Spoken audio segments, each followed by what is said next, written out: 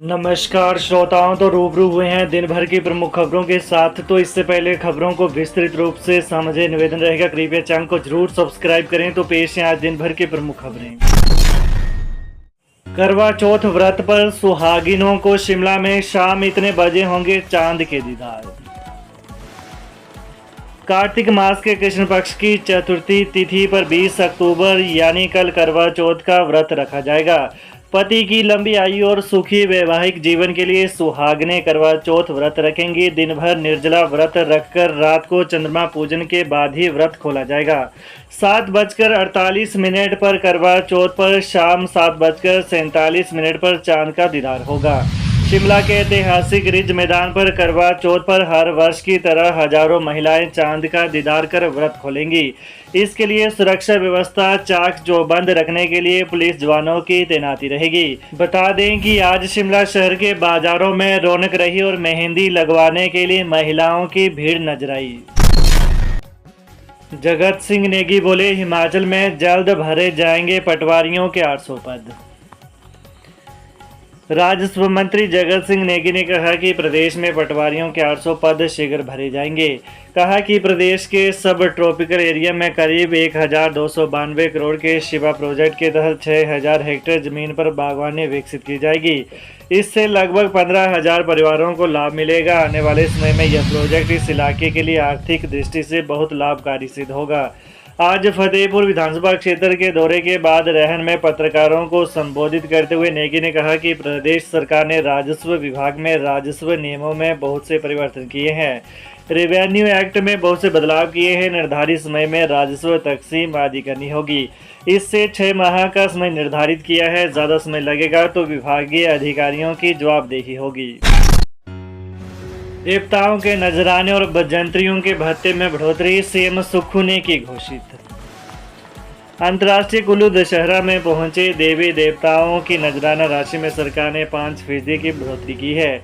वहीं देवताओं के बजंतरियों का मानदेय 20% बढ़ाया गया है। इसके अलावा कुल्लू जिले के दूरदराज इलाकों से आने वाले देवी देवताओं के दूरी भत्ते में भी 20% की वृद्धि की गई। इसका लाभ बानी, निर्मंड, बंजार और सैंज इलाके से आने वाले देवी देवताओं को मिलेगा। आज कुल्लू दशहरा के समापन पर कला केंद्र से मुख्यमंत्री सुखविंदर सिंह सुक्खू ने की। उन्होंने कहा कि दशहरा में आए देवी देवताओं की नजराना राशि, दूरी भत्ता और मानदेय पर 1,36,00,000 रुपए खर्च किए जाएंगे। लंका दहन के साथ देवी देवताओं का महाकुंभ, कुल्लू दशहरा संपन्न, सैकड़ों ने खींचा भगवान रघुनाथ का रथ। लंका दहन की परंपरा के साथ ही आज 7 दिवसीय अंतर्राष्ट्रीय कुल्लू दशहरा उत्सव का समापन हो गया। दशहरा के अंतिम दिन भगवान रघुनाथ ने रथ में सवार होकर लंका पर चढ़ाई की। भगवान रघुनाथ का रथ खींचने के लिए सैकड़ों की संख्या में श्रद्धालु उमड़ पड़े। इसके बाद भगवान रघुनाथ अपने देवालय सुल्तानपुर के लिए रवाना हो गए। वहीं देवी देवता भी अपने देवालयों की ओर प्रस्थान कर गए। सीएम सुक्खू बोले, भाजपा फैलाती है झूठ, कांग्रेस सरकार करती है सिर्फ काम।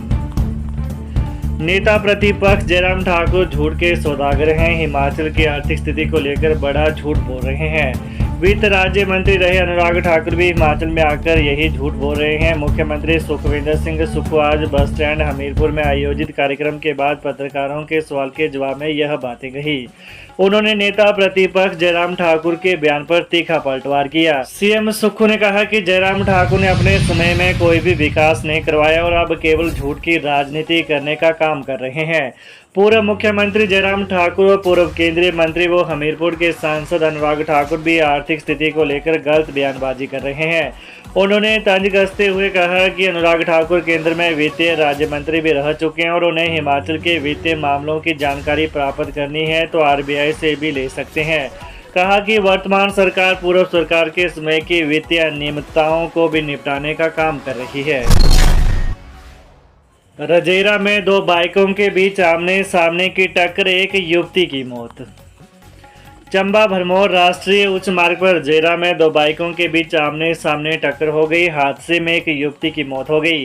दो युवक दुर्घटना में गंभीर रूप से घायल हो गए। घायलों को मेडिकल कॉलेज चंबा में भर्ती किया गया है। दुर्घटना आज सुबह 9:30 बजे में हुई। मृतक युवती की पहचान 21 वर्षीय बबीता पुत्री राजकुमार के रूप में हुई है। वह गंदला पंचायत के भनाड़ गांव की रहने वाली थी। एचआरटीसी ने जमा नहीं करवाया एसआरटी, प्राइवेट बस ऑपरेटरों को भेजे जा रहे नोटिस। एचआरटीसी ने वर्ष 2008 के बाद एसआरटी जमा नहीं करवाया है। वहीं दूसरी ओर परिवहन विभाग द्वारा निजी बस ऑपरेटरों को एसआरटी जमा करवाने के लिए नोटिस जारी किए जा रहे हैं। निजी बस ऑपरेटरों के साथ विभाग व सरकार दोहरी मानसिकता के अनुसार व्यवहार कर रहे हैं। ये आरोप प्रदेश के निजी बस ऑपरेटरों ने सरकार व विभाग पर लगाए हैं। हिमाचल प्रदेश निजी बस ऑपरेटर संघ के प्रदेश महासचिव रमेश कमल एवं हिमालय निजी बस ऑपरेटर यूनियन शिमला के महासचिव अतुल चौहान ने कहा कि एचआरटीसी ने वर्ष 2008 के बाद एसआरटी जमा नहीं करवाया है, जबकि टैक्स का पैसा किराए के साथ ही एचआरटीसी द्वारा जनता से लिया जाता है। उन्होंने कहा कि प्रदेश के निजी बस ऑपरेटर्स को हर क्षेत्रीय परिवहन कार्यालय द्वारा एसआरटी जमा करने के लिए नोटिस जा रहे हैं।